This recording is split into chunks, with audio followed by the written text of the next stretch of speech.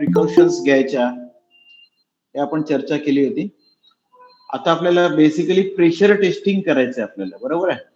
आपली जे काय रेफ्रिजरेशन युनिट असेल, whether it is a air conditioner, whether it is a chiller, whether it is any air conditioning equipment, तर आपल्याला त्याचं pressure testing, nitrogen pressure testing करायचं.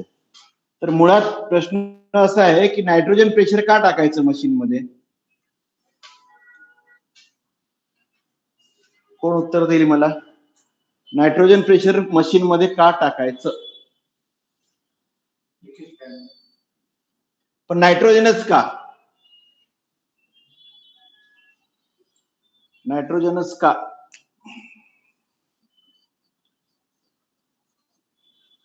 दिसतोय बोर्ड?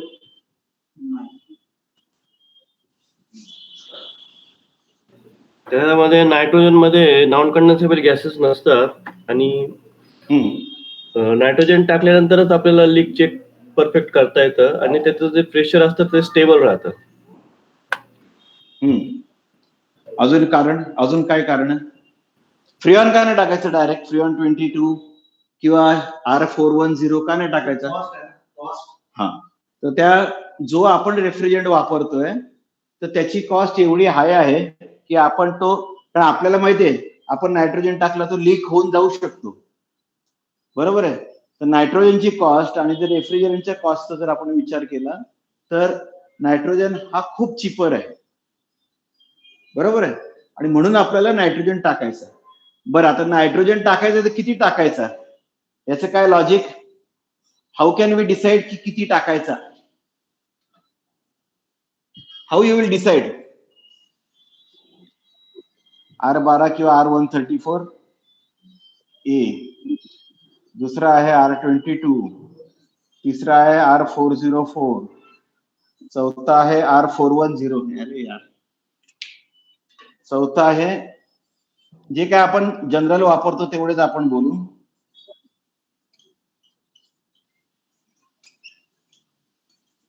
आता या तुमच्याकडे 5 वेगवेगळ्या सिस्टीम्स आहेत, तर 5ही मध्ये आपल्याला नायट्रोजन टाकायचं आहे, तर तो सेम टाकायचा का? So how you will decide? कसं ठरवणार? चार्ट वरून. हा, पण मग किती टेम्परेचरला काय पाडणार आपण? बोला बोला बोलत चला, म्हणजे झोप येणार नाही. तुम्ही सगळे शांत बसता, मला काही कळत नाही, मी कोणाला शिकवते असं नको व्हायला. चुकीचं उत्तर आलं चालेल. काय करायला पाहिजे? How I will decide the pressure of the nitrogen which is to be filled in the system. That will be always depend on the what nature of refrigerant you are using inside the system. That is one part. हे अगदी बरोबर आहे. पण मग काय बघायचंय मी? काय बघायचं? हा, अजून पार्शियली उत्तर बरोबर आहे, पार्शियली बरोबर आहे. अजून हो, अजून काय बघायला पाहिजे?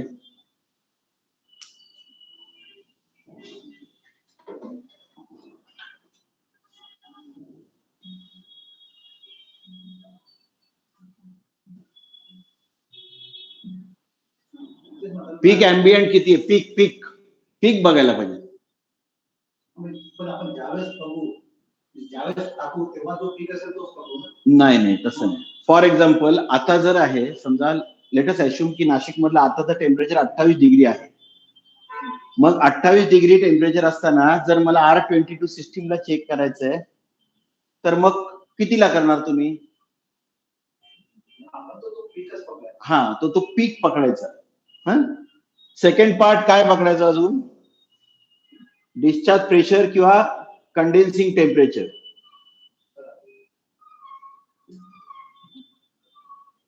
किती असतं कंडेन्सिंग टेम्परेचर? पटापट सांगा बरं. हे झालेलं आपलं सगळं, बरं का? We are just trying to हसतोय. चला बोला. आता आपण अँबियंट पीक, आपण नाशिक पुणे चर्चा करतोय, त्यामुळे आपण 42 अँबियंट पकडायचं का? Is it okay? Reasonably okay.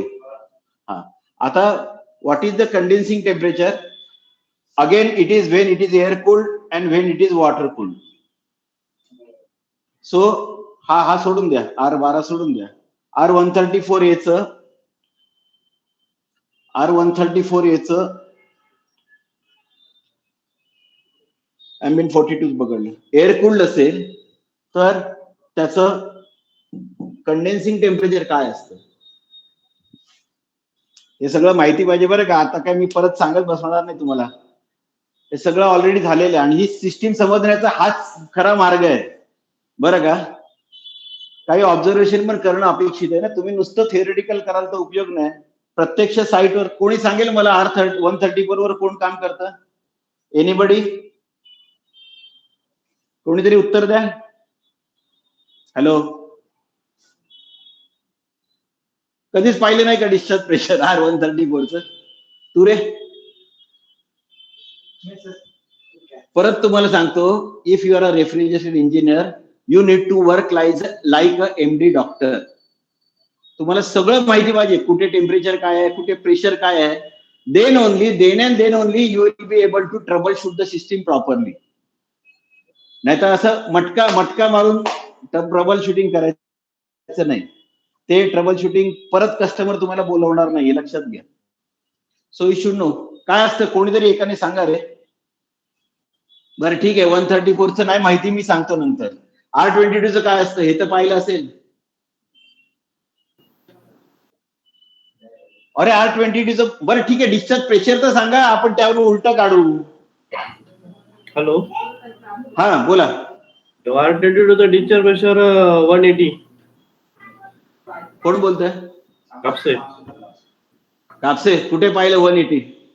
Water cooled मला जरा सांगा एखादं लोकेशन. हा, वॉटर कूल्ड चिलर असेल तर 180 पर्यंत जातं.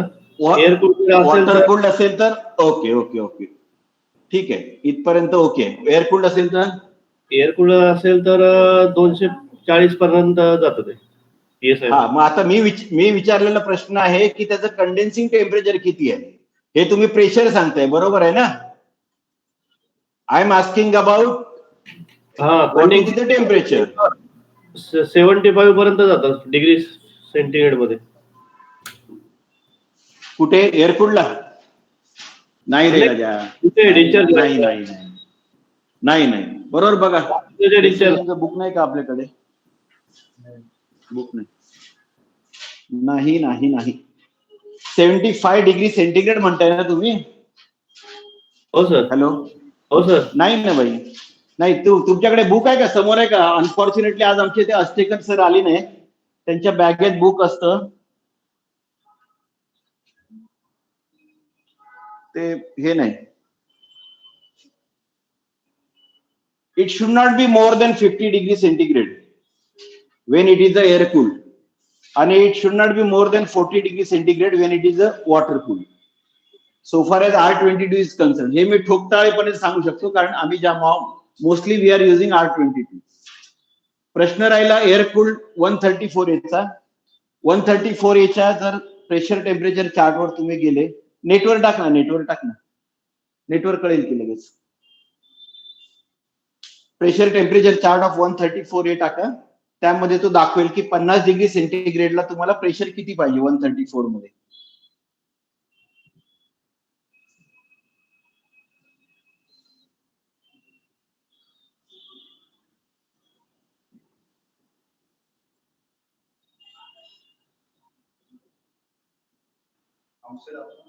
आउटसाइड नको बघू, तू प्रेशर टेम्परेचर चार्ट टाक फक्त 134 चा. उघडलं का? हा, तो चार्ट उघड ना. हा चार्ट उघड आणि ह्याच्यामध्ये हा 100. आता ह्याच्यामध्येच पहा तू 50 डिग्री सेंटीग्रेड पहा. एअर कूल्ड 44.9 काय 134 PSI. 50 डिग्री तू बहुतेक की फॅरनेट आहे. आपल्याला आता 50 डिग्री म्हणजे किती होणार? 90 प्लस 32 म्हणजे 122 डिग्री फॅरनाईटला किती येतं? 22 ते 120 आहे. 171.9 180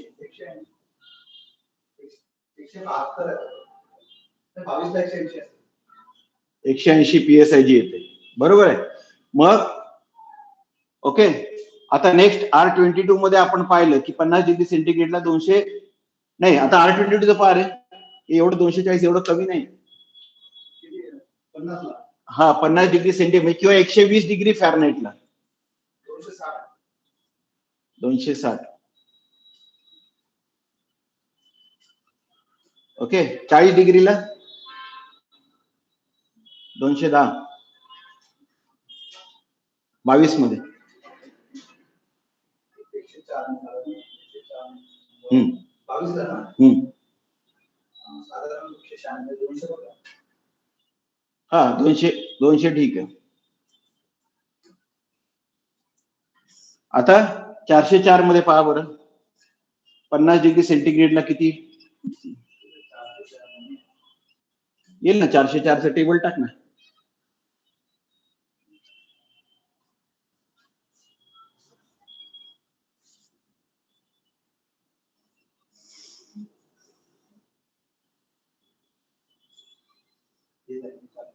हम्म. 404 टेबल अजून खाली याच्यात क्लिक करतो दाखवतो त्याच्यात. हा पण चालेल, हा पण चालेल.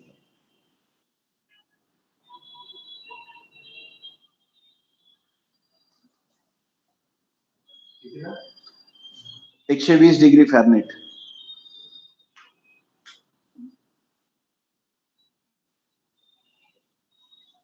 नाही 50 डिग्री सेंटीग्रेड हा सेंटीग्रेडला डायरेक्ट.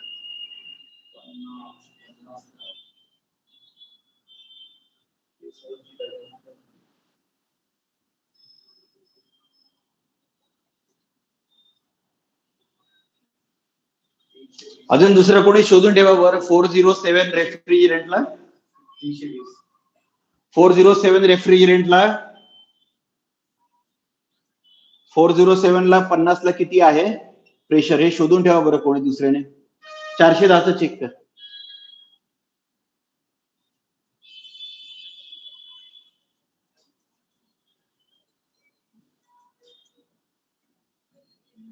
चारशे दहा रेफ्रिजरंटला 120 डिग्री फॅरनहाईट.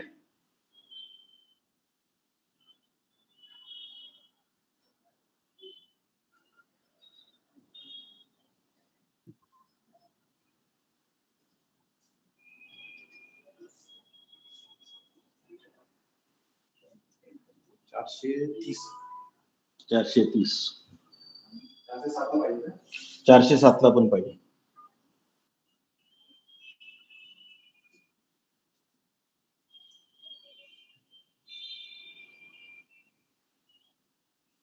मोबाईलचा वापर करतो नाही नाही ते हे वीक घेत आहे इथलं बंद झालंय त्यामुळे.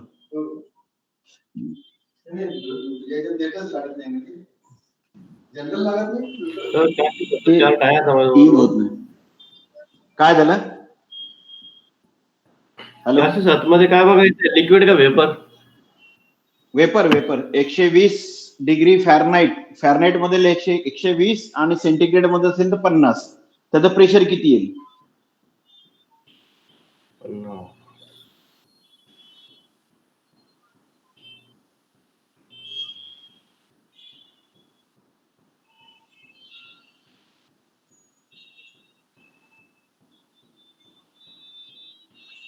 आता काय सगळं डिजिटल अवेलेबल आहे, सगळं डोक्यात ठेवायचं कारण नाही, पण ते शोधायचं कसं एक क्विक माहिती पाहिजे आपल्याला. 273 292 273 हा तेच म्हटलं.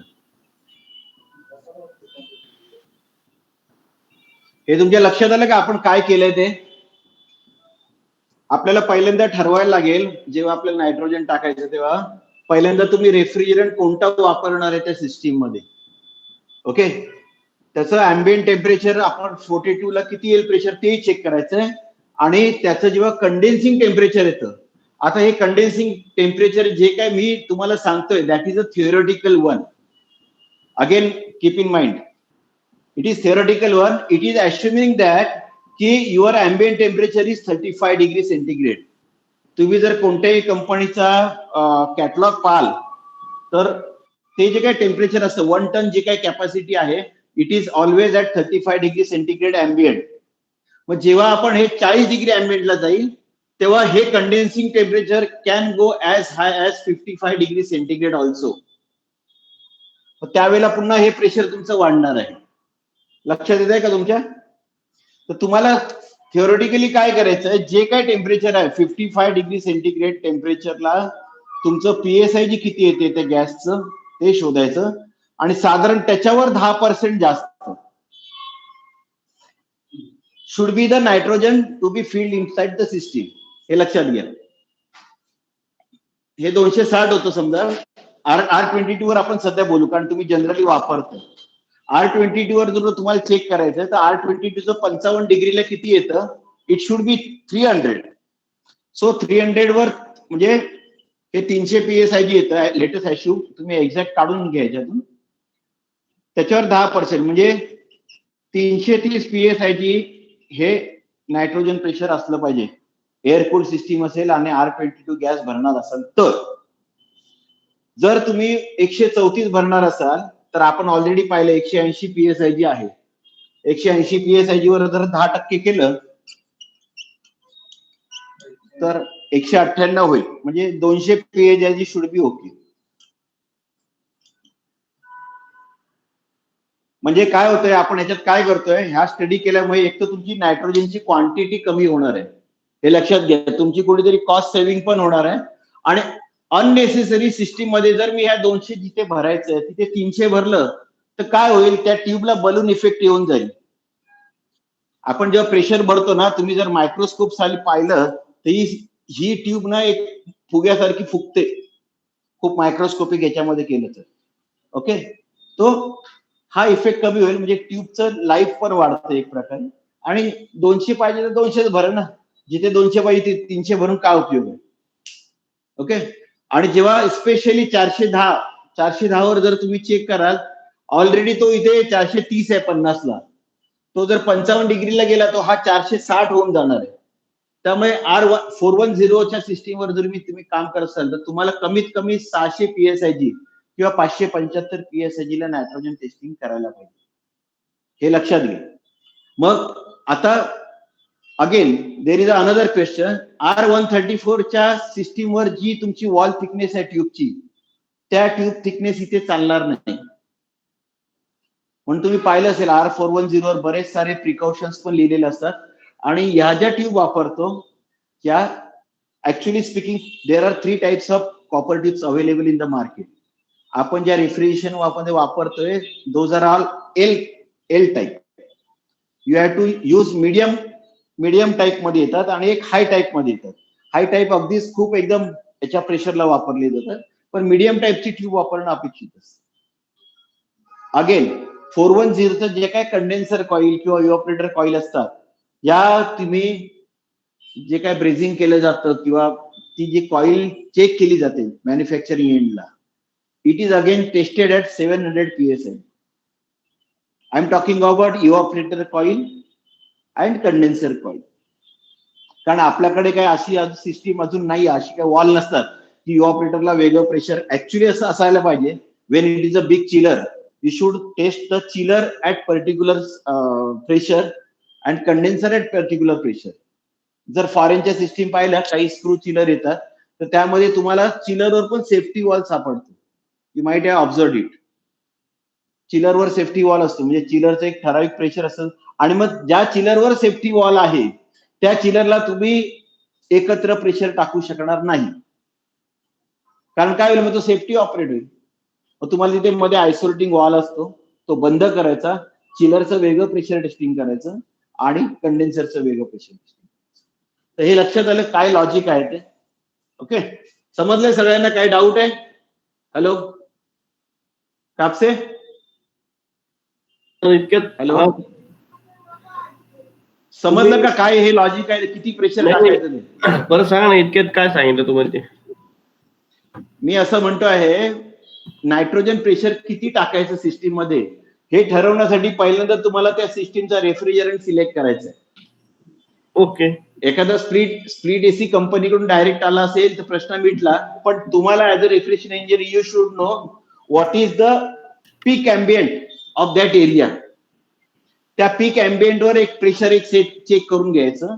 सेकंड पार्ट, आपण नॉर्मली जेव्हा आपण हे करतो, डिझाईन करतो किंवा जे काही डिझाईन केलेलं असते कंपनीने, ते 50 डिग्री सेंटीग्रेड कंडेन्सिंग टेम्परेचरला करस्पॉन्डिंग प्रेशर किती आहे ते शोधून काढायचं.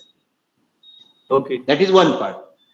ऍक्च्युअली स्पीकिंग, जेव्हा हे होतं, चोक होतो कंडेन्सर, त्यावेळेला तुमचं हे जे टेम्परेचर आहे, it will go to 55 degree centigrade.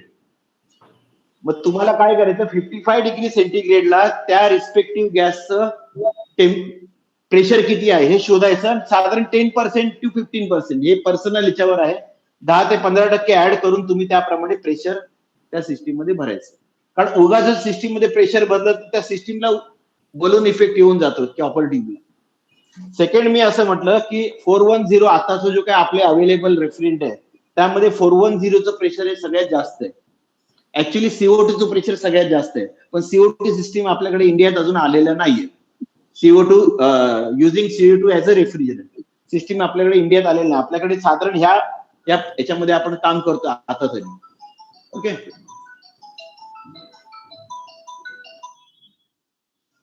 समजलं का तुम्हाला कापसे? नाही, तुम्ही सेफ्टी वॉलचं परत काहीतरी बोलले नंतर.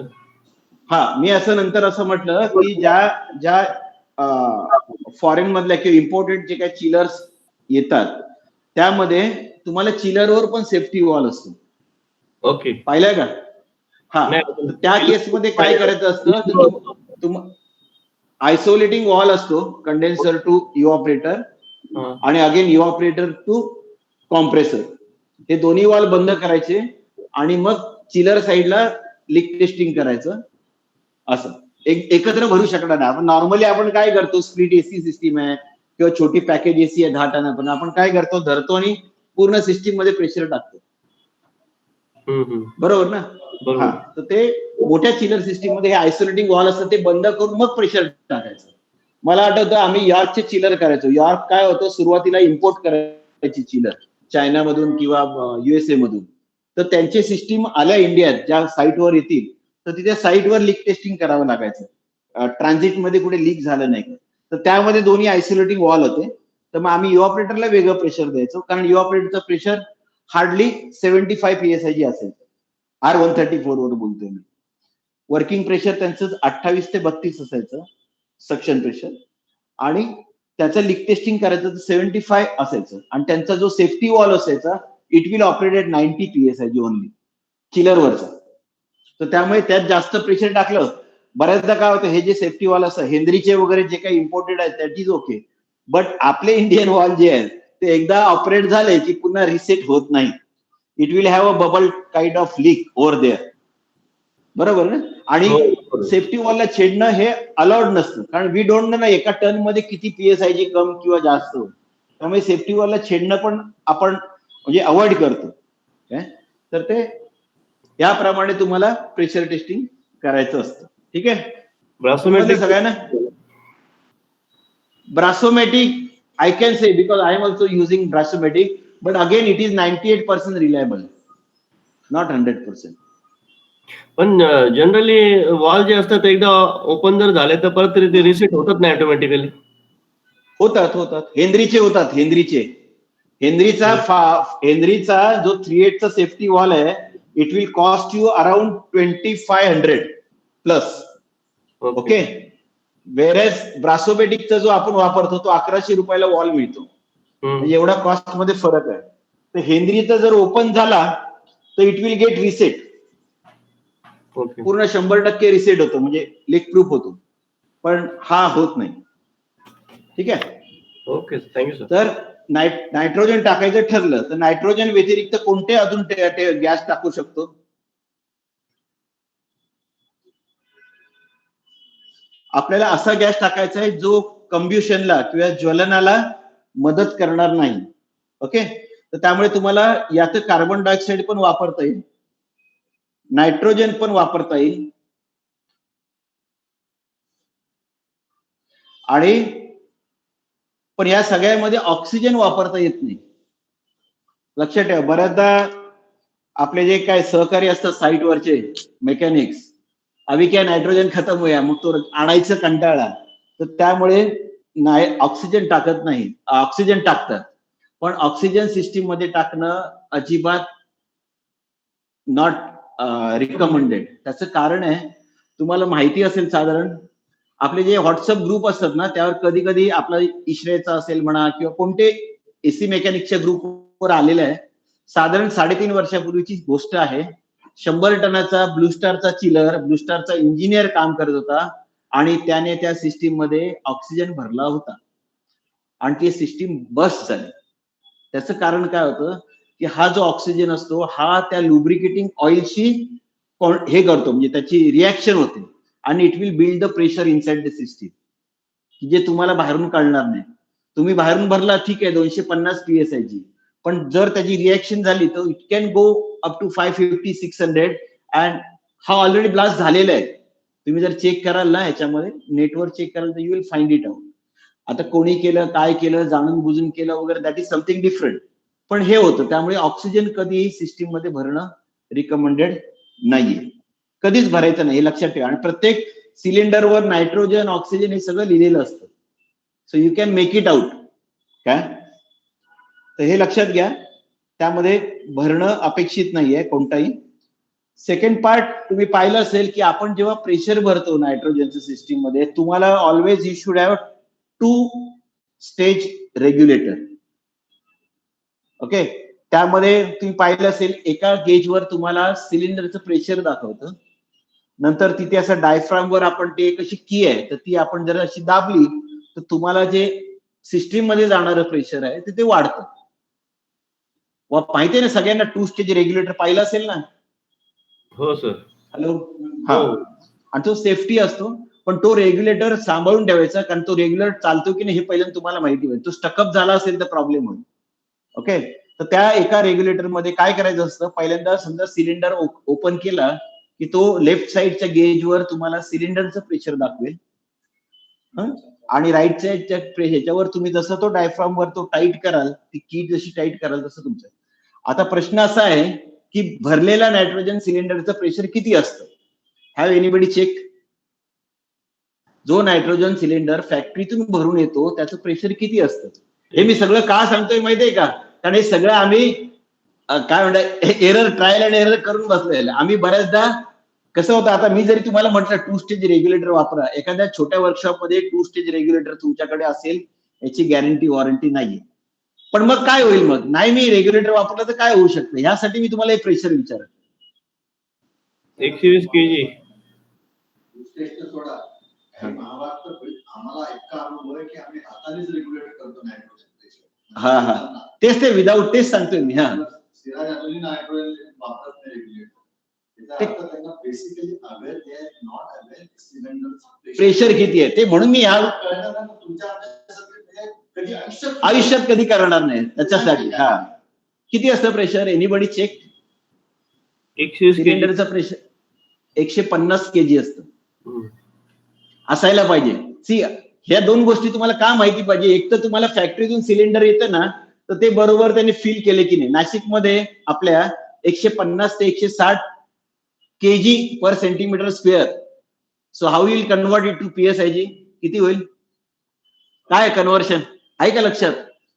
kg per centimetre square to PSIG conversion काय?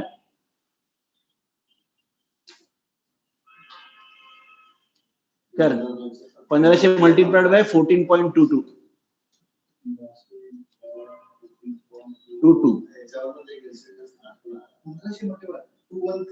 सॉरी 150 मल्टीप्लाइड, सॉरी 150 kg असते.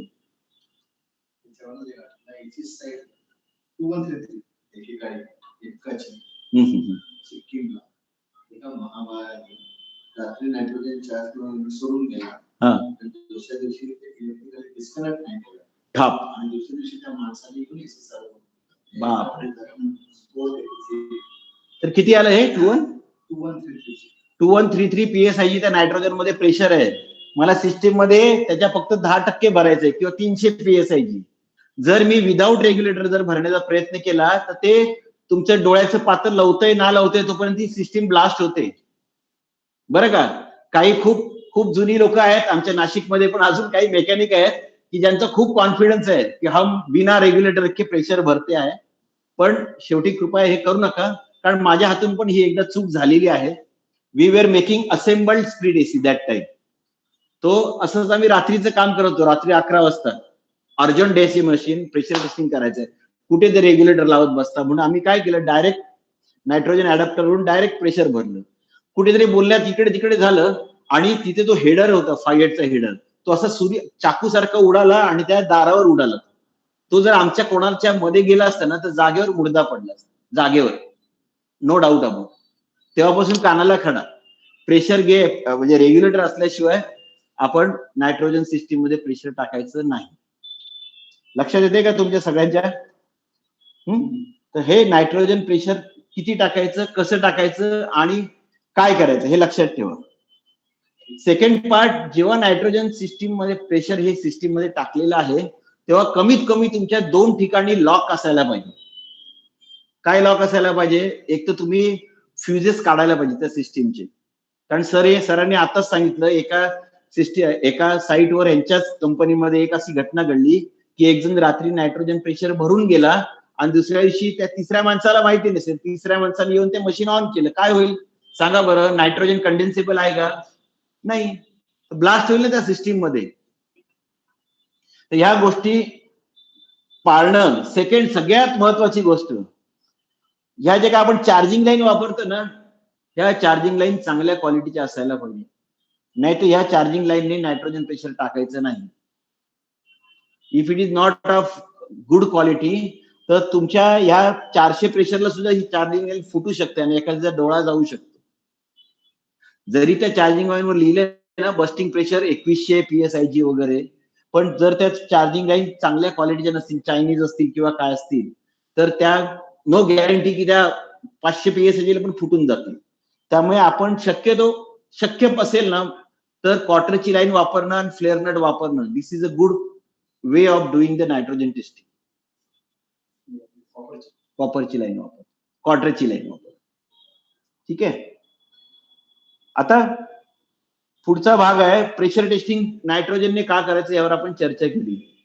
प्रेशर टेस्टिंग कितीला करायचं याची चर्चा केली. आता तुम्ही नायट्रोजन टाकल्यावर लीक कसं शोधाल? बोला, लीक कसं शोधणार? हॅलो, प्रेशर होल्ड केल्यानंतर सोल्युशन चेक करायचं, कोणते बरोबर ठेवायचं. आता आपण जरा मायक्रो लेवलवर चर्चा करू. मायक्रो लेवल चर्चा. आता मी असं तुम्हाला म्हणतो की 50 TRचा चिलर आहे, तुम्ही बनवताय, ओके, आणि तुम्हाला 330 PSIG, आपण म्हटलं ना R22 आहे, 330 PSIG ला आपल्याला चेक करायचंय R22 system. So how will you carry out the things? हे पहिलं स्टेप बाय स्टेप सांगा. मायक्रो लेवलला, ब्रॉड लेवलला नका सांगा. काय करणार? बोला, तुम्ही बोलताय, बोला. व्यवस्थित आहे का हे काय म्हणतात प्रवीण पातुरकर? आणि मला तुमच्याकडून सजेशन अपेक्षित आहे. हे बघा कसं असतं माहितीये का, नॉलेजचा उपयोग हाच होतो. कालपर्यंत मी एक गोष्ट करत होतो, पण आज मला कळलं ही गोष्ट चुकीची आहे. Why not to improve? हे लक्षात घ्या. आपल्याला काही तुम्हाला क्रिटिसाइज करून का आपला फायदा काही नाही, पण कालपर्यंत काय चुकीचं करतो हे आज कळणं खूप महत्वाचं. आणि that is what is the name of the, त्यालाच आपण नॉलेज म्हणतो. काय करायला पाहिजे? बोला. आता मी एक पूर्ण सिस्टीम नाही काढत, मी अशी एक सिस्टीम दाखवतो. हा नायट्रोजन आहे, हे समजा. आता एवढं काही मला ड्रॉइंग येत नाही. हे आपले ते अडॅप्टर आहे आणि इथून लाईन मी सिस्टीमला जोडली. ही सिस्टीम आहे, हे N2 सिलेंडर आहे. काय करायला पाहिजे? टू स्टेजचं मॅनिफोल्ड लावतो आपण. किती भरायचं ते हाच प्रश्न महत्वाचा आहे. किती भरायचं? नायट्रोजनचा प्रेशर तर माहिती आहे 2100 आहे. हा, सिलेंडरचं आपल्याला जे भरायचं 330 प्लस 330 समजा भरायचं. हा, मग आपण रेग्युलेटरली करून ते 330 प्रेशर करायचं. हे बंद करायचं. बरोबर सांगितलं का? हॅलो कापसे, हॅलो कापसे आहेत त्या लाईनवर? आलं ते काय म्हणून ते काय काय म्हणताय ते आवाज येत नाही ऐकलं. परत बोल प्रवीण, परत बोल. मी त्यांना काय ऐकू नाही आलं. नायट्रोजन सिलेंडरचं प्रेशर हे करायचं, बघायचं किती आहे. त्याच्यानंतर आपले 2 स्टेज रेग्युलेटर आहे, त्यानंतर दुसरं रेग्युलेटर ओपन करायचं आणि त्यातनं नायट्रोजन सिस्टम मध्ये सोडायचा आणि तो 330 पर्यंत हे केल्यानंतर होल्ड करायचं त्याला. बोला आता कापसे आले ना ऐकू. हो हो बरोबर आहे त्यांचं. हा, म्हणजे सिलेंडर बरोबर आहे. मी काय म्हणते परत आहे का, परत सुरुवातीपासून सांगतो. सिस्टीम तुम्ही असेंबल केलेली आहे, ओके. म्हणजे तुम्ही चक्क कॉम्प्रेसर आणलाय, ऑइल सेपरेटर आणलाय, व्हॉट एव्हर जे काही कंपोनंट आहे सगळे ब्रेझिंग केले आहेत आणि आता तुम्हाला गॅस भरायचा, नायट्रोजन भरायचं. गॅस आधी थोडं प्रेशर टाकायचं, 100 टाकायचं. मग हा, हे सगळ्यात महत्वाचं आहे. आधी काय करायचं, पहिल्या स्टेजला आपण 100 PSIG ला हे करायचं, चेक करायचं. का नाही तर काय होईल, आता 50 टनाची सिस्टीम आहे, लक्षात घे. 2दा प्रेशर टाकायचं ना सिलेंडर संपून जाईल. मग परत तो सिलेंडर आणायचं कोणाकडे. आता फॅक्टरीची गोष्ट, मोठ्या फॅक्टरीची गोष्ट सोडून दे, पण आमच्याकडे पण एका वेळेला एकच सिलेंडर असतं बाबा. मग ते संपलं की आम्ही मागवतो आणि सिलेंडर मागवायचं म्हणजे हा 1 दिवसाचा प्रोजेक्ट होतो. याचं तुम्हाला तो सिलेंडर रिक्षात टाकून घेऊन जा, 200 रुपये जायचे, 200 रुपये यायचे द्या.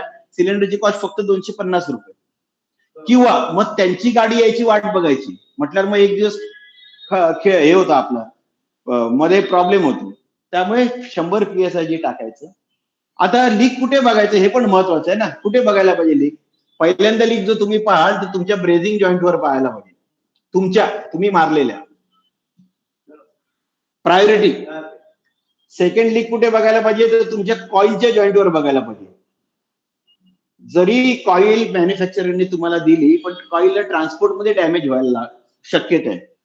अजून एक महत्वाचा भाग आहे, ह्या जे काही कॉइल्स येतात तर तुम्ही पाहिलं, जी काही कॉइल येते तिला ते असं पिंच करतात इथे आणि त्यामध्ये प्रेशर भरलेलं असतं.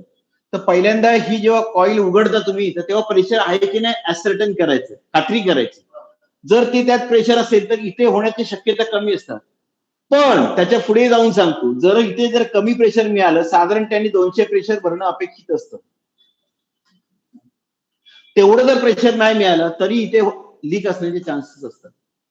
कुठेतरी आपण टाईट केलं तर ते स्ट्रेन झालं म्हणा, किंवा चुकून एखादा जो कंडेन्सर माउंटिंगचा स्क्रू आहे तो कंडेन्सर मध्ये घुसवून दिला. स्क्रू जेव्हा असा ट्यूब मध्ये घुसतो ना, कारण हे सगळे आम्ही पाहिलेले आहेत, असा जर स्क्रू फायर झाला असेल, ही कॉपर ट्यूब आहे आणि हा स्क्रू आहे, आता हा मोठा लीक होत नाही, खूप बारीक लीक होतो. त्याने सुद्धा तुम्हाला इथे या जॉईंटवर लीक तुम्हाला सापडू शकतो. तिसरा लीक कुठे बघायला पाहिजे? वॉलच्या ग्लँड. वॉल नवीन लावला बरोबर आहे, मान्य आहे, पण वॉलच्या ग्लँड बघायला पाहिजे. सगळ्यात महत्वाचं अजून एक सगळ्यात लीकचं एक कारण, जिथे सिल्वर ब्रेझिंग करताना त्या फ्लक्स खाली लीक असतं. सिल्वर ब्रेझिंग करताना आपण नॉर्मली फ्लक्स वापरतो आणि तो फ्लक्स जर तुम्ही तारेच्या ब्रशने साफ नाही केला तर तिथे लीक राहू शकतो आणि तो खूप मायनर लीक असतो, तर आपल्या लक्षातही येत नाही काय. तर त्यामुळे 100 PSIG प्रेशर टाकायचं, हे 4ही लीक चेक करायचे. सेकंड स्टेज मध्ये 200 PSIG टाका, परत हे सगळं चेक करा. का? तर तुमचं नायट्रोजन वाचेल. नाही तर कारण कसं असं, जर 100ला लीक मिळाला तर तुम्हाला 100 PSIG एवढंच नायट्रोजन उडवायचं, कारण नायट्रोजन आतमध्ये असताना तुम्ही ब्रेझिंग करू शकत नाही. Again it is not recommended, हे लक्षात घ्या. किती तुम्ही जरी वॉल बंद केली सिस्टीमचे तरी it is not recommended, explosion होऊ शकतं तिथे. ओके, तर त्यामुळे 100 PSIG 200 PSIG आणि थर्ड स्टेज मध्ये तुम्ही 300 PSIG टाका. क्लिअर? इथपर्यंत क्लिअर झालं.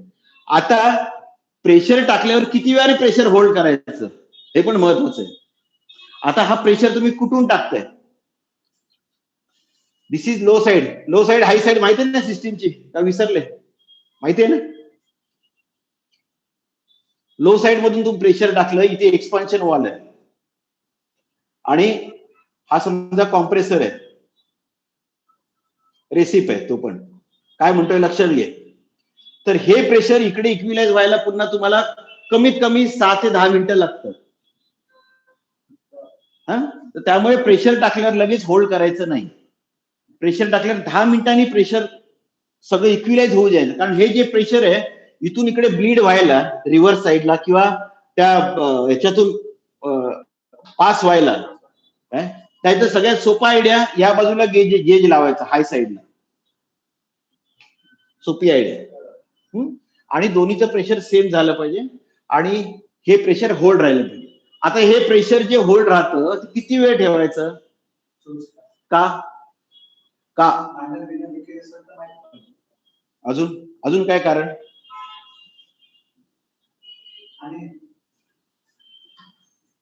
बोला बोला बोला बोला. 24 तासच का ठेवायचं असं मी विचारतो.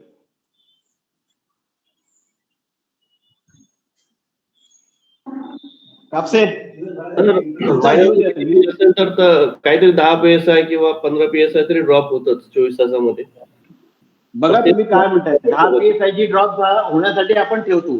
पण आता मला सांगा, पहिल्यांदा प्रेशर ड्रॉप कशामध्ये मोजतात हे पहिल्यांदा माहिती आहे का? How you will measure the pressure drop? Pressure leak होण्याचं काहीतरी रेट आहे ना, बरोबर आहे की नाही? फॉर एक्झाम्पल मी तुम्हाला सोपं करून सांगतो. हे 300 प्रेशर सिस्टीम मध्ये भरलं, तुमच्या एका तासाने याचं 260 झालं, तर काय होईल? 7 तासानंतर हे प्रेशर 0 होऊन जाईल. आता दुसरी केस घेऊ आपण. 300 PSI जी भरलं, 24 तासानंतर फक्त 5 PSI जी गेलं.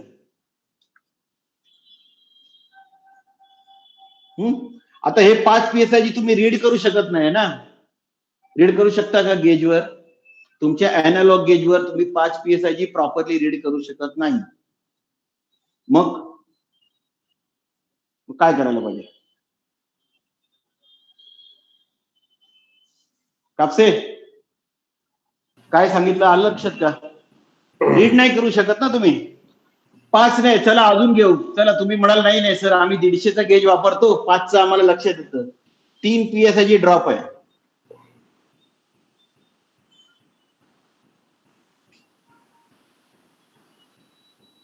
एक तर काय करायला पाहिजे, तुम्ही जर आज दुपारी 2 वाजता प्रेशर भरलंय 2 o'clock, तर दुसऱ्या दिवशी दुपारी 2 वाजता चेक करायला पाहिजे. हे लक्षात घ्या. तुम्ही दुपारी 2 ला प्रेशर भरला आणि सकाळी 6 वाजता चेक केलं तर हे प्रेशर तुम्हाला उतरलेलं आढळेल. असं होऊ शकतं because of the temperature. Okay, पण अगेन त्यामध्ये प्रश्न आहे. इफ आय एम रॉंग असेल तर करेक्ट करा. तुमचं जर नायट्रोजन करेक्ट असेल, 99.99 प्युरिटीचा असेल, तर हे पण ड्रॉप व्हायला नको. आपण जो वापरतो नायट्रोजन तो कमर्शियल नायट्रोजन असतो आणि आयोलार म्हणून फार्मा कॅटेगरीचा नायट्रोजन येतो, की ज्याला आपण असं म्हणू शकतो 99.99% शुद्ध आहे, जो आपण प्रोसेसला वापरतो नाही का, पर्जिंग करायला अँपूलला वगैरे. काय तर त्या केसमध्ये पण हा फरक यायला नको जो आपण म्हणतोय. पण एक ठीक आहे, आता कमर्शियल सगळ्यांना वापरावं लागतं, त्याला काही नाईलाज आहे किंवा तेवढी पैसे पण आपण इन्व्हेस्ट नाही करू शकत कारण तो महाग असणार ऑब्व्हियसली ना. तर मग तुम्हाला त्याच दिवशी परत दुपारी चेक करायला पाहिजे. तर आता आपला प्रश्न पुढचा होता, हे तर ठीक आहे, हे जनरल हे आहे. 3 PSI जी लीक आहे, तर तुम्हाला ह्याच्यावर कसा कळेल? गेजवर नाही कळणार ना. मग पण लीक आहे सिस्टीम मध्ये. मग लक्षात येतं पातुरकरांनी सिस्टीम चार्ज केली, 3 महिन्याने मशीन मधला गॅस गेला. हा जर 3 PSI जी किंवा 2 PSI जी असेल ना, तर 3 महिने लागतील पूर्ण मशीन मधला गॅस जायला. So how you will tackle with this problem? काय कोणाचं काय उत्तर आहे? सोच के बताओ. मशीन मध्ये 100% लीक प्रूफ मशीन आहे किंवा 100% लीक नाही, हे एन्श्योर कसं करणार तुम्ही?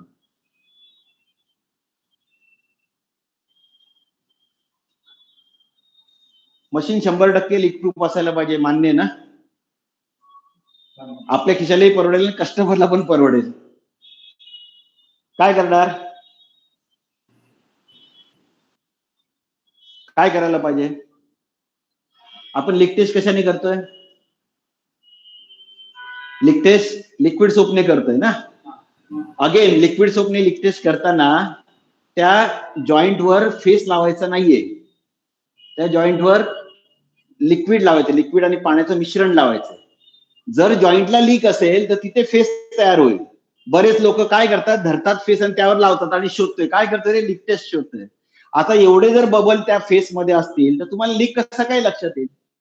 म्हणजे जे काय आपण करतोय ते थोडंसं लॉजिकली करायचं, एवढंच. काय खूप काय हे बघा, एक मराठीत सांगायचं ना तर एसीचं लीक टेस्टिंग करणं म्हणजे पंक्चरवाला जे काम करतो तेच काम आपण करायचं. आता ह्या वाक्याचा गहन अर्थ काढला तर काय करायला पाहिजे माहितीये का, ही सगळी सिस्टीम पाण्यात टाकायला पाहिजे. खाडकर लीक टेस्ट ओके, पण कदाचित हे शक्य होणार नाही. When we are talking of 50 TR chiller, it is not possible to put inside the water tank. 1 टनाचे 2 टनाचा विंडो एसी आहे, स्प्लिट एसी आहे किंवा नुसतं इंडोर युनिट आहे, तर तुम्ही ते पाण्यात टाकून चेक करा, तुम्हाला लगेच रिझल्ट येऊन जाईल. तुम्हाला 24 तास वाट बघायची गरज नाही.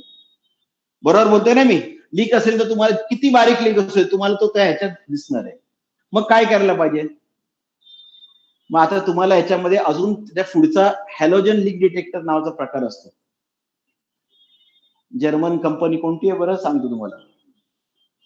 त्यांच्याकडे तो लीक डिटेक्टर असतो. तो काय करतो, समजा तुम्ही जो काय गॅस भरलाय, नायट्रोजन म्हणा किंवा मग रेफ्रिजरंट भरला असेल काय, तर त्याचा सेन्सर असतो आणि तो मायक्रॉन मधला लीक जो असेल, मायक्रॉन मधला, तर तो लीक तो डिटेक्ट करतो. आपला मगाशी प्रश्न होता, हा लीक जो असतो ना पीपीएम वर आपण चेक करतो leak rate.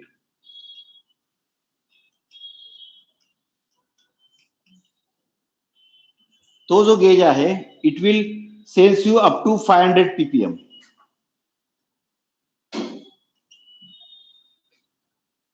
It will cost you more than 15,000 rupees, that leak detector. त्यामध्ये एक असं व्हॅक्युम करतो, तो सक करतो तिथला आणि आतमध्ये सेन्सर असतो त्या याचा, जॉईंटच्या भोवती. हा जॉईंट आहे, त्या जॉईंटच्या भोवती फिरवायचं. हा, मग जो तुला डोळ्याला व्हिजिबल नाही तो लीक सुद्धा आपण त्यात ट्रेस करू शकतो. हा एक प्रकार झाला. सेकंड प्रकार, जसं आपण म्हटलं, जर शक्य असेल तर पूर्ण सिस्टीम पाण्यात बुडवायची. कॉईल असेल किंवा काय असेल, किंवा जर छोटी सिस्टीम असेल पाण्यात बुडवून तुम्हाला लीक शकतो. हा, आता आपला प्रश्न तिथेच आहे अजून. आता तुम्ही आज चेक केलं, तुमच्या लक्षात नाही आलं की 3 PSI लीक हा तुमच्या लक्षात नाही आला, पण मशीन मध्येच लीक आहे. मी म्हणतो मशीन मध्ये लीक आहे. So how you will come to know? कसं कळणार तुम्हाला? कुठे कळणार? बोला कापसे, प्रॅक्टिकल काम करणारे लोक. सर, आयसोलेट करून ठेवायची सिस्टम. हा एक प्रकार झाला, सिस्टीम आयसोलेट करायची, त्यांचं असं म्हणणं आहे. हाय साईडला वेगळं प्रेशर द्यायचं, कंडेन्सरला वेगळं प्रेशर द्यायचं, इव्हॅपोरेटरला वेगळं. नाही, वेगळं म्हणजे सेमच प्रेशर ठेवायचे सगळीकडे.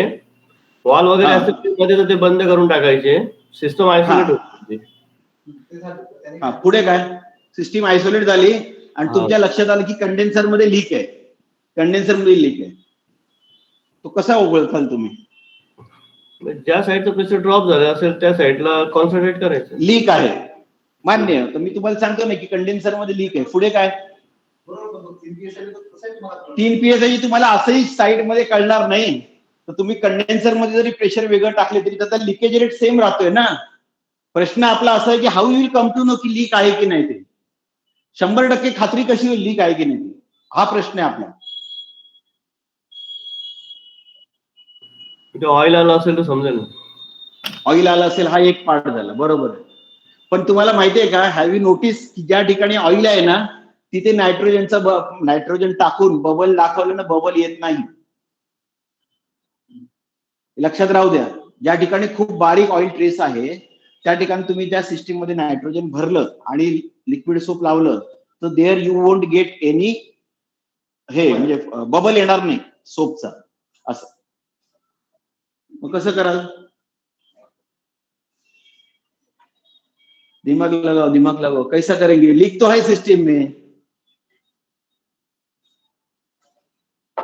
मुळात सिस्टीम मध्ये लीक आहे की नाही हे शोधायचं ना. आता तुमच्याकडे गेज आहे. what you can do is you can use the digital gauge. First step towards it is digital gauge. Again it will cost you definitely more than 10,000. पण मग जर तुम्हाला काम चांगलं करायचं, कारण 50 टनाची सिस्टीम आहे, 50 टनाच्या सिस्टीम मध्ये जर ती वॉटर कूल्ड असेल तर कमीत कमी तुम्हाला 60 किलो गॅस भरायचा. 60 किलो गॅसची किंमत 600 रुपयाने 36,000 होती. 36,000चा गॅस जाणं चांगलं का 15,000चा गेज वापरणं चांगलं? तर तुम्ही डिजिटल गेज वापरू शकता, म्हणजे तुम्हाला लीकचा रेट कळून येईल. डिजिटल गेजेस करतात. कुठे? हा, डिजिटल मॅनिफोल्ड. मॅनिफोल्ड. कारण त्या मॅनिफोल्ड गेजला काय होतं, तुम्ही असं समोरून बघाल तर तो समजा 20 PSI दाखवेल, इथून बघाल तर तो 15 PSI दाखवेल, आणि इथून बघाल तर तो 25 PSI दाखवेल. कारण तुमचा अँगल जो आहे ना बघण्याचा, त्याप्रमाणे तुमची रिडिंग मध्ये तफावत येऊ शकते. त्यामुळे कळतंय ना मी काय म्हणतो ते? एखादी गोष्ट घड्याळ पण आपण असं पाहिलं तिकडून तर तो काटा मागे दिसतो, इकडून पाहिलं तर काटा पुढे दिसतो. तसं त्या गेज मध्ये होतं. हाँ, पण ते माहिती पाहिजे. नहीं तो क्या काम तुम कर रहा है, मैं इधर से आता हूँ, तुम बोल रहे 300 PSI, मैं बोल रहा यहाँ से 295, 295, असं पण होतं बऱ्याच. हा, करायला पाहिजे, करत नाहीत. मग लीक काय काय करणार? मग लीक पहिल्यांदा लीक की आहे की नाही हे कसं कळणार? सिस्टीम 100% लीक प्रूफ आहे की नाही हे कसं कळणार? हे तर आपण चर्चा करू. माझ्याकडे डिजिटल गेज नसेल तर काय करशील? हे 24 तास झाले प्रेशर टेस्ट,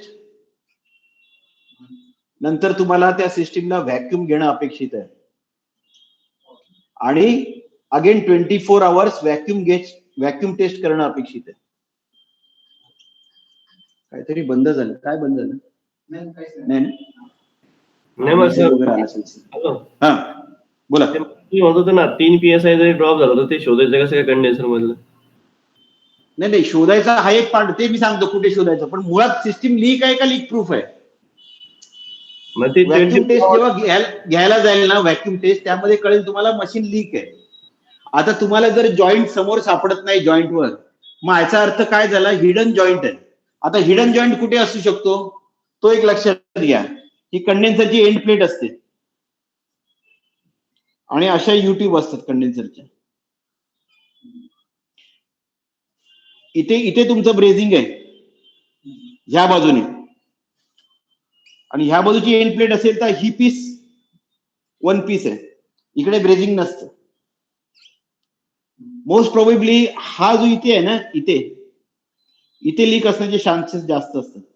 एंड प्लेट आणि ती कॉपर ट्यूब.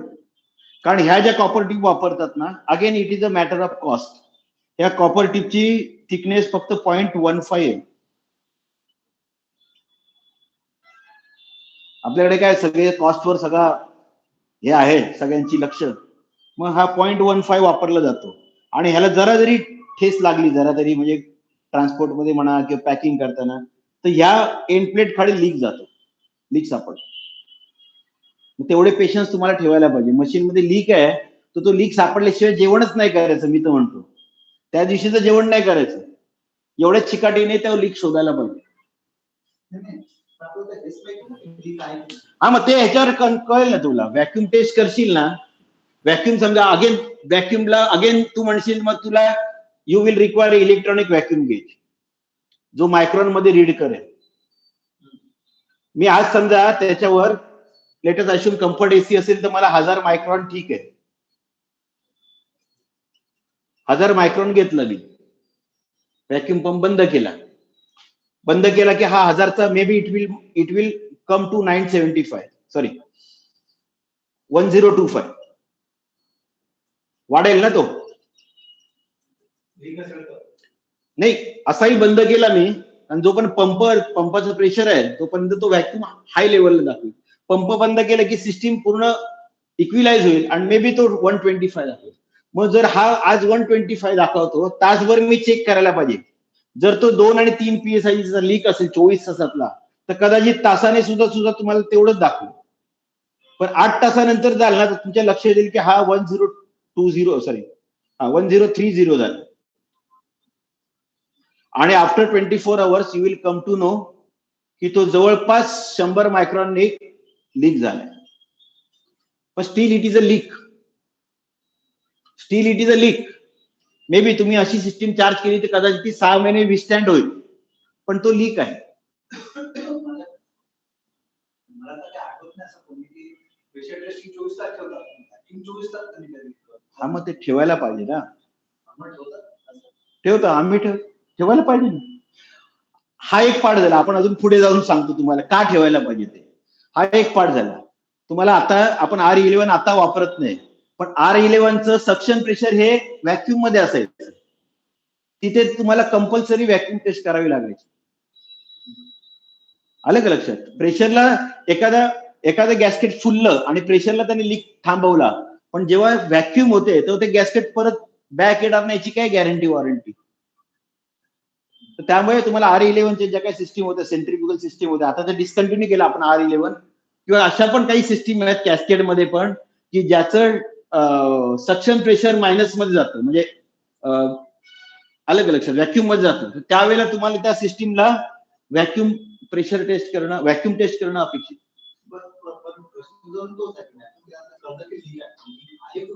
मग काय करणार, मग तेच ना. आता मग त्याच आपण हे पाहिलं, या आता तुम्हाला सिस्टीम डिस्कनेक्ट करायची किंवा 2 पार्ट मध्ये टाकायचं.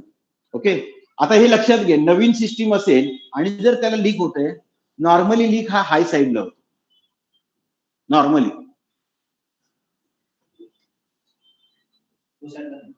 नॉर्मली आपण जे प्रायोरिटी म्हणतो ना, पहिला कोणाला हात लावणार. जसं आपण ना एका डॉक्टरकडे एक डॉक्टर आणि 3 पेशंट आले, ज्याचा जीव जातो त्याला पहिला बघेल ना. ताप आलेला माणूस विस्टँड करू शकतो. जर डॉक्टर एकच आहे आणि पेशंट 3 आहे तर प्रायोरिटी कोणाला द्यायला पाहिजे? ज्याचा हातपाय तुटलाय किंवा एकदम म्हणजे हे करतो त्याला पहिलं करेल ना. ताप आलेला पेशंट काय लगेच काय मरत नाही ना, त्याला थोडा वेळ विस्टँड करू शकतो 1 तास. तसं पहिलं काय करायला पाहिजे ते महत्वाचं. तर पहिला लीक कुठे बघण्याचं जास्तीत जास्त, तो हाय साईडला असतो. चालू सिस्टीम मध्ये लीक झालेला असेल तर असं. आणि एक पार्ट झाला की तुम्ही डोळ्याने लीक पाहणं, सेकंड पार्ट झालं की त्याला आयसोलेट करणं, मग ते जवळ येतात सोल्युशनच्या. ओके, मग तिसऱ्या याच्यामध्ये असं होईल की तुम्ही फक्त कंडेन्सर कॉइललाच प्रेशर टाकताय आणि तुम्हाला सापडते की लीक आहे. आता तो लीक सापडवायचा, मग कंडेन्सर कॉइल उचलणं आणि पाण्यात टाकणं हा एकमेव उपाय. त्याच्यापेक्षा वेगळा उपाय वाटतो तुला? कंडेन्सर कॉइल मध्ये लीक आहे, करावं तर लागेल ना. पार्शियली बुडवा ना. टायरवाला कसा करतो माहितीये ना, हा पूर्ण टायर आहे, हा तो एवढा इथे टाकून बघतो, मग परत असा करतो, मग असा करतो, मग असा करतो, असं करायला तर पाहिजे. पण जो कंडेन्सरचा लीक आहे, मी तुम्हाला तेच सांगतो की हे सगळं माहिती पाहिजे. कंडेन्सरचा लीक इथे ह्याच्यामध्ये हिडन असतो. So that you are.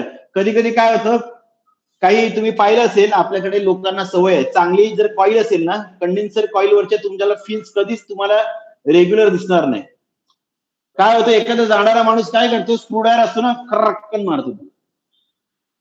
कधी पहा तुम्ही आउटडोर कंडेन्सर आणि ज्याला प्रोटेक्शन नसेल ना, इव्हॉपरेटर कॉईल पण नसेल ना, खाडकन त्यावर हे मारलं जातं, बोट चढेल लावेल असं काय. त्यामुळे बारीक लीक असू शकतो. आणि जर बाहेर लीक असेल, समजा बाहेर जर लीक असेल, इथे समजा एखादा पंक्चर झाला, तर तुम्ही ह्या एवढ्या फिन्स कापून हा लीक रिपेअर करू शकता. हा एक पार्ट झाला. नाही अगदी समजा आता 4 रोची कंडेन्सर कॉईल आणि दुसऱ्या रोल लीक आहे, सरफेसच्या रोला नाही आतल्याला, मग त्यावेळेला काय करायचं, ते सर्किट शोधून काढायचं आणि तेवढा यू जो असेल ना तेवढा बायपास करायचा. केलं असेल तुम्ही कधी, जे खूप सर्व्हिस मध्ये काम करताना केलं असेल, एक लूप बायपास करायचा. म्हणजे समजा ह्या लाईनवर लीक आहे ते, तर मी काय करायचं, हा असं जोडायचं.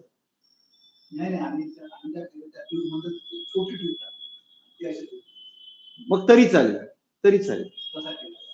पण छोटी ट्यूब टाकली जर त्या बाजूला यू असेल तर कसं होईल, ती राहील कशी? हा मग ठीक. हा, तर ह्या सगळ्या गोष्टी आहेत. कापसे अजून काय तुम्हाला सांगायचं का याच्यावर?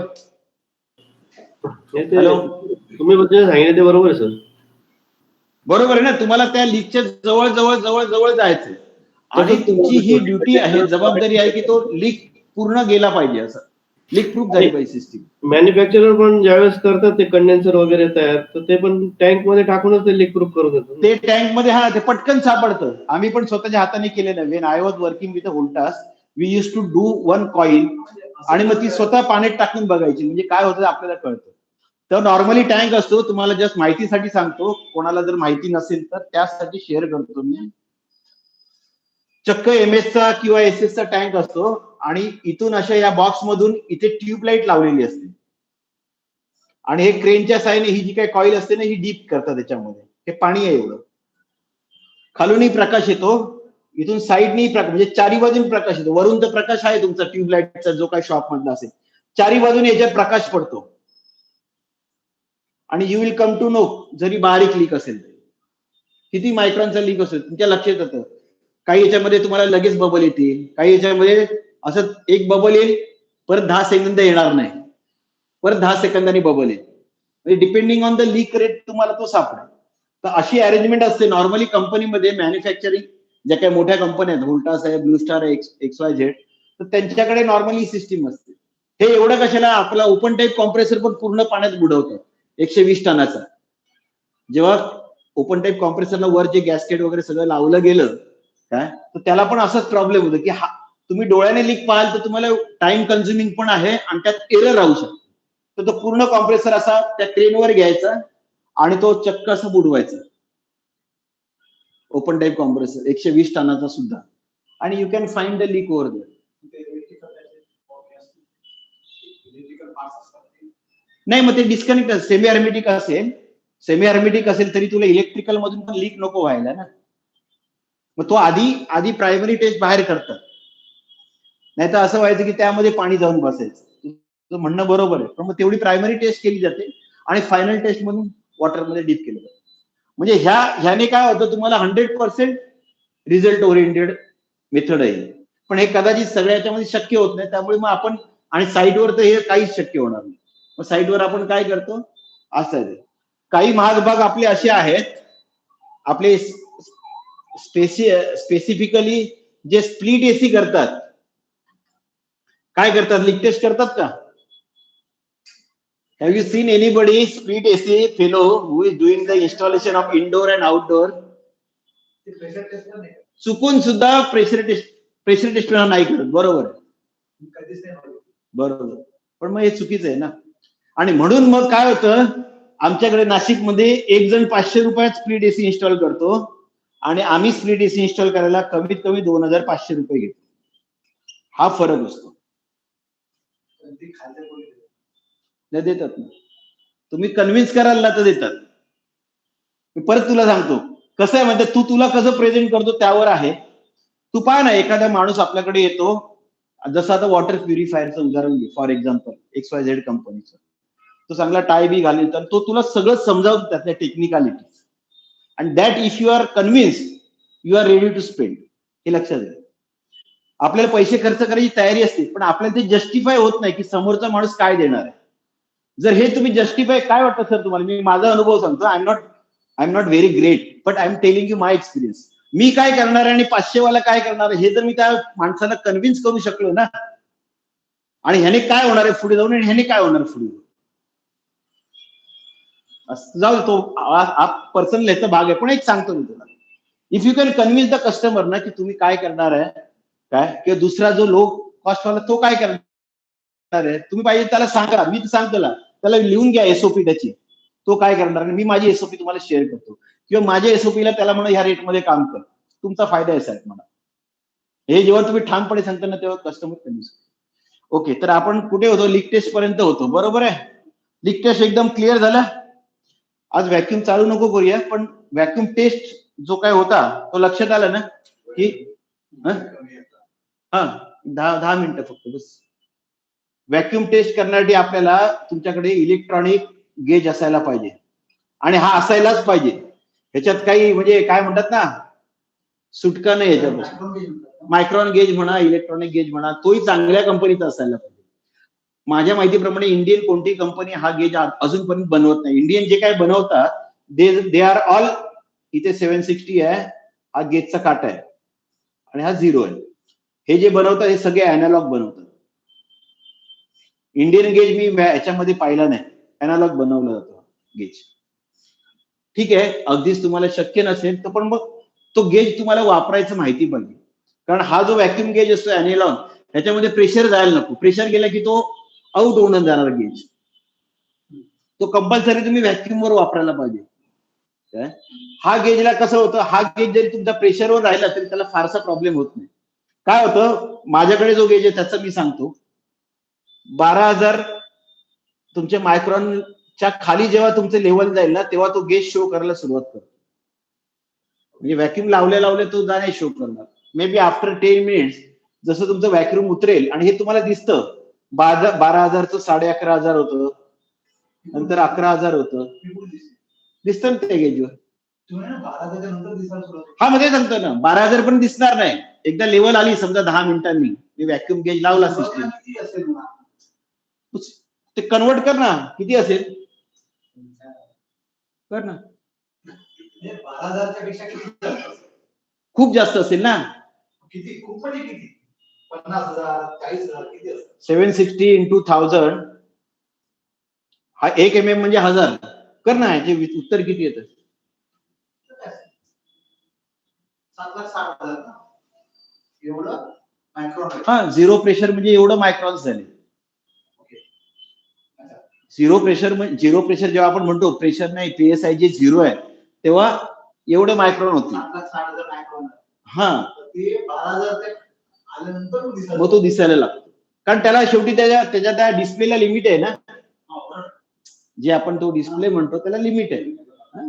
मग हे असं 11,000 हे वगैरे होऊन मग ते, आणि ऑब्व्हियसली आता जसं ते जवळ येईल तसं त्याला जास्त वेळ लागणार आहे. म्हणून तुम्हाला नेहमी तुमच्याकडे 2 स्टेज व्हॅक्यूम पंप पाहिजे. हा एक पार्ट झाला. आता हे पाहिजे म्हणजे पाहिजेच. आपल्याला जर पेशंटला जर लवकर बरं करायचं तर ह्या काही गोष्टी डॉक्टरकडे असणं अपेक्षित आहे, नाही तर तो पेशंट बरा होणार नाही. तुम्ही म्हणाल बरा झाला पण तो पेशंट काय होईल, पुढच्या वेळी दुसऱ्या डॉक्टरकडे जाईल. हे लक्षात घ्या. त्या पेशंटला जर नेहमी आपल्याकडे ठेवायचंय तर आपल्याला त्याला चांगलं ट्रीट करणं अपेक्षित आहे. जसं जसं ते जवळ येईल, जसं मी तुम्हाला म्हटलं कम्फर्ट मध्ये तुम्हाला 1000 मायक्रॉन ठीक आहे, कम्फर्ट एसी असेल तर. पण जर ते तुमचं लो टेम्परेचर असेल तर तुम्हाला 600 मायक्रॉन्स पर्यंत जाणं अपेक्षित आहे. जर तुमचं -80 अल्ट्रा लो टेम्परेचर असेल तर तुम्हाला हे साधारण 400 मायक्रॉन पर्यंत जाणं अपेक्षित आहे. आता अगेन परत प्रश्न असा वाटतो की ह्या वेगवेगळ्या मायक्रॉन लेवलसाठी तुम्हाला पंप तुम्हाला चांगला असा, म्हणजे पंपाचं सेल्फ व्हॅक्यूम किती आहे, पंपावर जेव्हा मी लोड जोडला नाही किंवा सिस्टीम जोडली नाही तेव्हा पंप व्हॅक्यूम किती घेतो हे माहिती पाहिजे. म्हणजे व्हॅक्यूम नाही, प्रेशर आहे. हा, बरोबर बरोबर. 12,000 हे स्टील इटीचं प्रेशर, व्हॅक्यूम केल्यानंतर उरलेलं जे प्रेशर ते तेवढं आहे. असं ओरिजिनल प्रेशर 7,60,000 मायक्रॉन आहे. बरोबर. त्याला आपण 1000 स्टील 1000 इज रिमेनिंग देअर. ते प्रेशर म्हणजे तिथं असते झिरोच ना? नाही परत कन्फ्युजन नका. गेज प्रेशर आणि जो फंडामेंटल गेज आणि त्याचा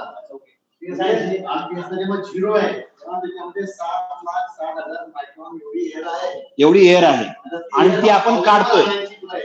तुला एवढा व्हॅक्यूम घेतली की उरलेली air 1,000. It is like that. There is a pressure of 1,000 micron. Still there inside the system. Vacuum आता मग vacuum किती आहे? 7,60,000 minus 1,000 is vacuum. Vacuum. असं आलं आहे. That is gauge pressure. Gauge pressure. तो जरा कन्फ्युज झाला. म्हणूनच मायक्रॉनचा एडव्हान्टेज तो की ते क्यूट आहे. नॉर्मली जे मार्केटमध्ये जे पंप तुम्हाला या जसं हे गेज आपले त्याच्यामध्ये तुम्हाला गेज प्रेशर दिसतं. Whereas in this you can measure the absolute volume. तेच पाहिजे असतं मायक्रॉनमध्ये. पंपाचा जो लेवल आहे किंवा जे सेल्फ व्हॅक्यूमची लेवल आहे साधारण 300 मायक्रॉन पुल आउट करू शकेल एवढा पंप वापरणं अपेक्षित आहे. ओके. 300 मायक्रॉन स्वतःचा आपण किती पर मिनिट पर सेकंद नाही, ती लेवल व्हॅक्यूमची. अच्छा. तो जो काय पूल आहे त्याचा तो तेवढा आला पाहिजे. गेजवर एवढं दाखवलं पाहिजे. जेव्हा हा गेज डायरेक्ट इथे लावाल तेव्हा, हा जर तुम्ही गेज वापरत असाल तर तेव्हा कुठे तुम्हाला हे ह्या 2 फिगर मिळतील. ही फिगर मिळवायची असेल तुम्हाला तर तुम्हाला हा 100 मायक्रॉनचा पंप लावायला लागेल. तेव्हा तुम्हाला तो 350-400 मायक्रॉन तो सिस्टीम मध्ये ओढून देईल तुम्हाला. दुसरे जो पंप असतो तो किती देतो? नॉर्मली 300 असतो. हे जे काही चायनीज पंप आहेत ते सगळे नसतात. सिंगल स्टेशनची पर्यंत छोटा असेल तर साधारण अर्धा एचपीचा 7,000-7,500 ला येतो. तो जर 2 स्टेज घेतला तर 12,000-12,500. सिंगल स्टेज असेल तर किती सबसे तुम्ही 300 मध्ये किती असेल? हे 600 पर्यंत असतं साधारण सांगतो सिंगल स्टेजचं. अच्छा. हम्म. आणि डबल स्टेजचं 300 300 असतं. आणि 100 कोणाचं? असतात ना, पंप आहेत ना मग. 2 स्टेज असते. 2 स्टेज असतं, पण एक चांगल्या याचे म्हणजे जसं आपण म्हणू शकतो एक जर्मन पंप आहे. मी एक पंप बघितला होता याच्यामध्ये, it was giving you 10 micron self vacuum. मग ते त्या लिक्विडवरती मिशन असेल. हो हो, अल्टिमेट व्हॅक्यूम लिहिलेलं असतं त्या पंपाचा. डिझाईन कसं असेल ते? त्याप्रमाणे डिझाईन असतं. ऑब्विसली हा पंप जर तुम्हाला 12,500 मिळतोय तर हा पंप तुम्हाला 1,00,000 रुपयाला मिळेल. हा 20,000 पर्यंत आहे. एक मी जनरल सांगतोय, I am not a distributor, but एक टेलिंग यू रिलेटिव्हिटी लक्षात येते असं. पण मग एवढी नाही पडत. हा ठीक आहे. कम्फर्ट एसी वगैरे किंवा जनरल चिलर वगैरे जे म्हणतो, वॉटर चिलर 7 डिग्री वगैरे ठीक आहे. हा, एकदम मायनस टेम्परेचर. कारण तिथे काय होतं, फॉर एक्झाम्पल जसं आपण आता रेफ्रिजरेटर मध्ये वगैरे पाहतो, जसं रेफ्रिजरेटरची कॅपिलरी पाहिली 10 फीट कॅपिलरी आहे. ओके, तर ह्या कॅपिलरीतून गॅस जाईपर्यंत जर त्यामध्ये मॉइश्चर असेल तर it will convert into the ice and it will block whole system. नाही का, सिस्टम चोक झाली म्हणतात. ऍक्च्युअली ती चोक होत नाही, ती प्रॉपर व्हॅक्यूम न केल्यामुळे. आणि मग हा फरक पडतो. जसं मगाशी होता, लोक 800 रुपयात फ्रीजचं गॅस चार्जिंग करतात, आम्ही ते गॅस चार्जिंग बरोबर 1800 रुपयात करतो. हा फरक पडतो. कारण हा जो 800 रुपयाला करतो ना, तो काय करतो, तो साधा सिंगल स्टेजचा पंप लावतो आणि लोक सगळे. अजून एक मिथ काय माहितीये का, विंडो एसीला अर्धा तासात व्हॅक्यूम होतं, स्प्लिट एसीला 1 तासात व्हॅक्यूम होतं. ऍक्च्युअली असं बघायचंच नसतं. तुमच्याकडे गेज आहे, you can make it out की किती व्हॅक्यूम लेवल आली आहे ती.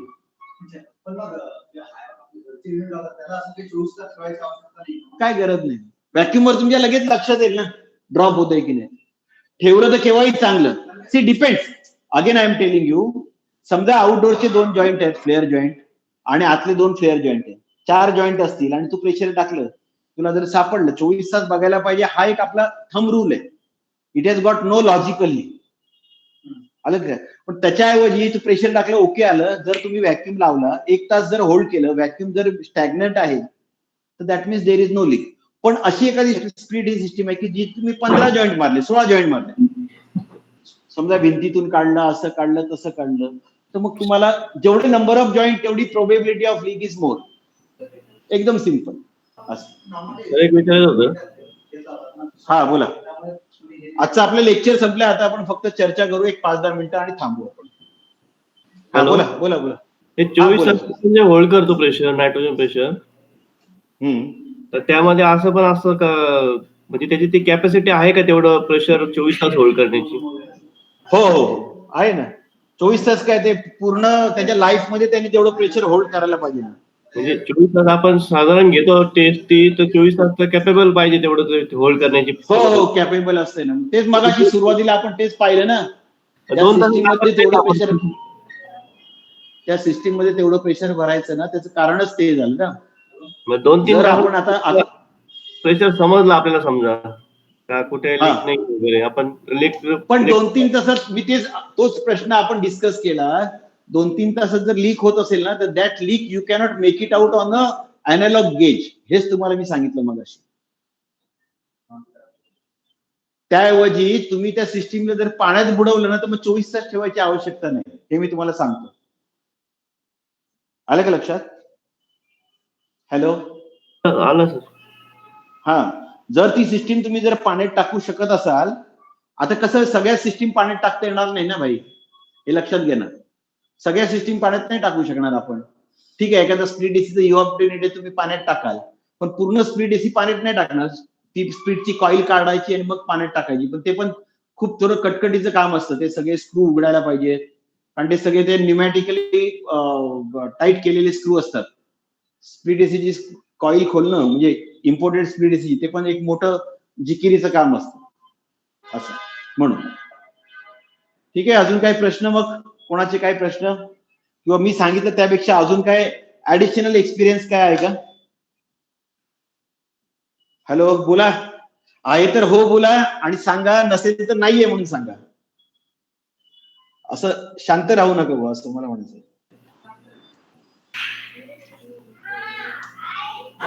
काय नाही सर, हॅलो, मस्त झालं. ओके ना? ठीक आहे, तर मग आपण इथे थांबून जाऊ आज. तुझला काय रे, अजून काय आहे का प्रश्न?